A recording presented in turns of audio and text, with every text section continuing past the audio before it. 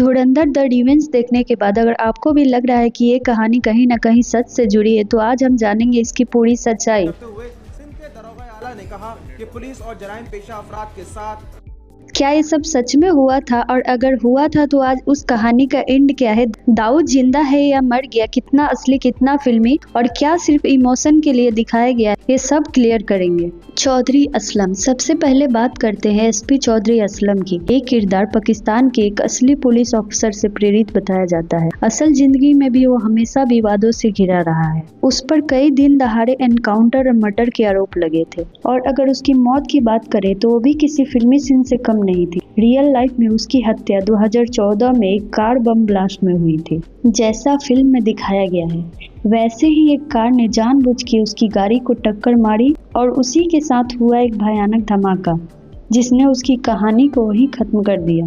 रहमान डकैत सिर्फ एक साधारण गैंगस्टर नहीं था, बल्कि कराची में उसका एक पूरा नेटवर्क चलता था। डकैत की दी हुई मौत बड़ी कसाईनुमा होती है। उसके नेटवर्क में smuggling route, local informer, builder और वसूली, पूरे इलाके पे कंट्रोल शामिल था। कुछ लोकल पॉलिटिकल ग्रुप उसे प्रोटेक्शन भी देते थे, और बदले में वह उनके लिए काम करता था। उसके दुश्मन सिर्फ पुलिस तक सीमित नहीं थे, बल्कि दूसरे gang, builder lobby, local power group, इन सब के बीच टकराव में जमीन एक बड़ा फैक्टर बनता था। बाद में चौधरी असलम ने उसे पकड़ लिया और उसका एनकाउंटर 2009 में किया। ऑफिशियल तौर पे कहा जाता है कि उसका एनकाउंटर हुआ था। लो क्यों रहा है लाले? लेकिन कहा जाता है कि वो सिर्फ नाम का एनकाउंटर था। असल में जमीन विवाद और पावर गेम के चलते किसी के कहने पे उसे रास्ते से हटा दिया गया था, जैसा कि मूवी में दिखाया गया था।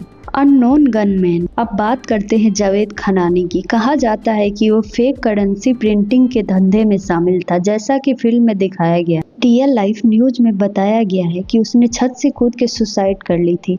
अब क्या आप इसे सिर्फ एक कोइंसिडेंस कहेंगे, क्योंकि मूवी में भी वो छत से गिर के मरा था, बट सुसाइड नहीं, हमजा ने धक्का दिया था। तो क्या उस दिन भी कोई हमजा था? अब बात करते हैं एक बहुत ही खतरनाक गैंगस्टर की, आतिक अहमद। आतिक अहमद एक बहुत बड़ा गैंगस्टर था। उसके ऊपर कई मर्डर केस दर्ज थे, लेकिन उसके बावजूद वो 5 बार एमएलए और एमपी बन चुका था। सोचिए, एक ऐसा इंसान जिसके नाम से लोग डरते थे, उसकी मौत कितनी शॉकिंग तरीके से हुई। जब वो जेल से हेल्थ चेकअप कराने जा रहा, तभी एक अनजान गनमैन ने उसे गोली मार दी।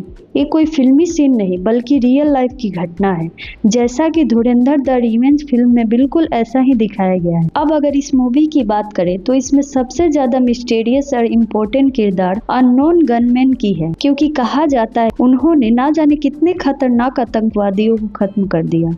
जहूर मिस्त्री, जो 1999 के Indian airlines flight IC-814 hijacking के 5 हाईजैकरों में से एक था। उसकी मौत 1 मार्च 2022 को पाकिस्तान के कराची शहर में हुई थी। उसकी मौत अननोन गनमैन द्वारा हुई थी। उनमें से एक और नाम आता है अब्दुल रहमान मक, और दूसरा रियाज अहमद, जिसे मस्जिद के अंदर ही गोली मार दी गई थी। ऐसे कई बड़े बड़े आतंकियों को इन अनजान जासूसों ने एक एक करके खत्म किया, ठीक वैसे ही जैसे कि फिल्म में दिखाया गया। अब बात करते हैं मेजर इकबाल पे। मेजर इकबाल मूवी में मेजर इकबाल का लुक इलियास कश्मीरी से मिलता जुलता, जो पाकिस्तान की इंटेलिजेंस एजेंसी ISI का ऑफिसर था। 26/11 मुंबई अटैक का मास्टरमाइंड था।